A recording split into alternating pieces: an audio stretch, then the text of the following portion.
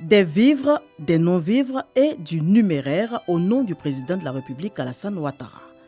En réponse, des larmes et des bénédictions. Dame Coulibaly Téné est sans voix.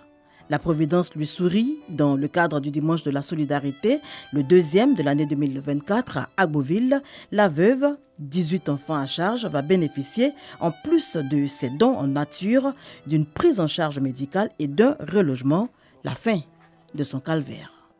Le Dimanche de la Solidarité au cœur de la réalité des familles vulnérables à travers la Côte d'Ivoire. La ministre de la Cohésion nationale, de la Solidarité et de la lutte contre la pauvreté, Miss Belmondo Dogo, accompagnée du président du Conseil régional de la Niébi-Tiassa, Pierre Demba, s'invite dans 8 des familles les plus défavorisées d'Agboville.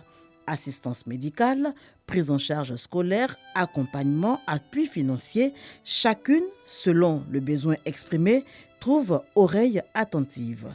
Les bénéficiaires, entre deux sanglots, n'ont que des mots de gratitude. L'action est salutaire. Je ne sais quoi dire. Je ne m'attendais pas à ça en tout cas. Ça va aller. Quand on parle de la Côte d'Ivoire solidaire, c'est une réalité.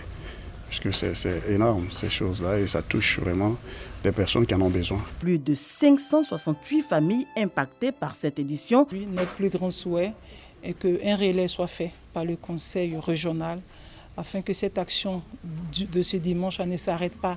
Là aujourd'hui, le Conseil fait beaucoup, mais nous avons fait la demande au Conseil de continuer le suivi, surtout pour ces 8 ménages, pour que dans 1 an, lorsque nous reviendrons à Agboville pour faire le bilan, ces ménages-là, nous puissions constater qu'il y a eu amélioration de leur niveau de vie.